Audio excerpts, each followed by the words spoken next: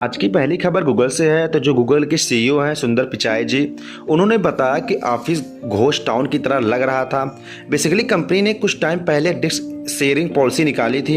इसका मतलब क्या हुआ कि एक ही डिस्क के ऊपर मल्टीपल लोग ऑपरेट कर सकते हैं। जैसे कि मान लो शिफ्ट चल रही है, एक बंदा सुबह को आ रहा है, एक बंदा शाम को आ रहा है, तो वो एक ही बेंच पर बैठकर काम कर सकते हैं। या फिर वर्क फ्रॉम होम चल रहा है, अगर किसी को 2 दिन आना हो तो चाहे एक ही बेंच को 3 बंदे शेयर कर सकते हैं। इस चक्कर में बेंच हमेशा भरा भरा सा लगता था। तो उन्होंने कहा कि ऑफिस खाली खाली सा लगता था, अब सही लग रहा है। ये खबर होंडा की है। तो होंडा ने पाकिस्तान के अंदर अपने प्लांट को फिलहाल 31 मार्च तक रोक दिया है, क्योंकि वहाँ पर इकोनॉमिक कंडीशन सही नहीं है। तो उसके चक्कर में ये सब हो रहा है। अगर आप मेरे पॉइंट ऑफ व्यू से देखोगे तो पाकिस्तान के अंदर बहुत जल्द इकोनॉमिक क्राइसिस देखने को मिल सकता है। पाकिस्तान का कंडीशन आने वाले टाइम पर हमें और भी बुरा देखने को मिल सकता है। अगली खबर, जो पेट्रोलियम की डिमांड है वह फरवरी के महीने में रिकॉर्ड तोड़ते हुए नजर आ रही है। पिछले 24 साल से देखा जाए तो यह एक तरह का रिकॉर्ड है।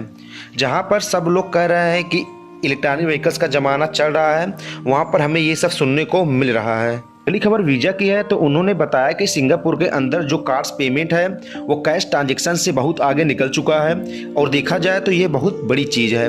पर देखने वाली बात यह है कि इंडिया के अंदर जब से यूपीआई आया है तब से कार्ड से पेमेंट कितना हुआ है, और जब ये रिपोर्ट निकल कर आएगा तो गाइस ये देखने वाली बात होगी। ये खबर वेदांता के चेयरपर्सन अनिल अग्रवाल जी की है। उन्होंने बताया कि ये जो $900 बिलियन का डिप्ट है उसे ये जब चाहे तब पे कर सकते हैं।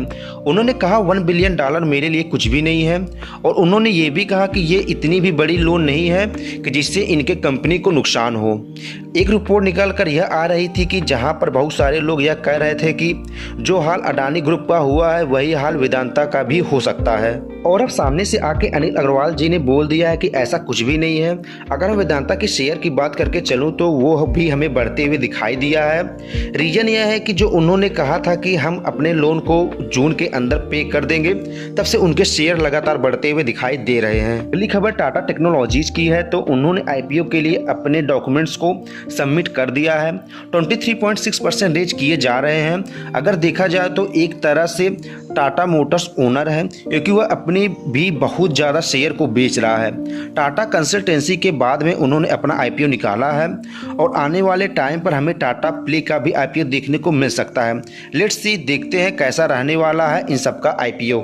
मार्केट सिचुएशन इस टाइम पर अच्छी नहीं चल रही है, फिर भी टाटा अपना आईपीओ निकाल रहा है, क्योंकि लोग टाटा पर ट्रस्ट करते हैं। क्या आप इस पर इन्वेस्ट करोगे या नहीं? अगली खबर सिलिकॉन वैली बैंक की है। तो जो उनकी वैल्यूएशन है वो एक दिन के अंदर 60% घटी है।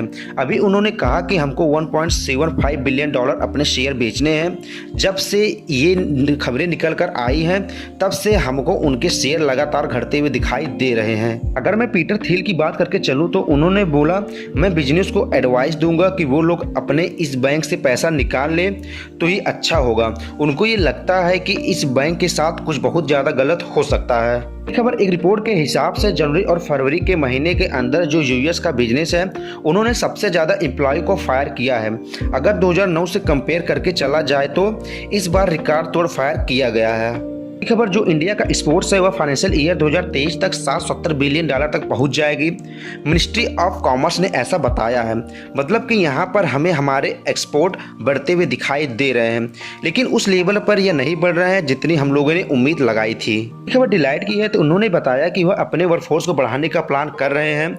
उन्होंने कहा कि उन्होंने पिछले 3 साल में इंडिया से 50,000 एम्प्लॉय को हायर किया है। देखा जाए तो यह बहुत ही अच्छी चीज़ है इंडिया के लिए। अगर आपको हमारे इस वीडियो में दी गई जानकारी पसंद आई हो तो प्लीज़ आप इस चैनल को लाइक करिए और सब्सक्राइब करिए। मिलते हैं नेक्स्ट वीडियो में, तब तक के लिए टाटा बाय बाय।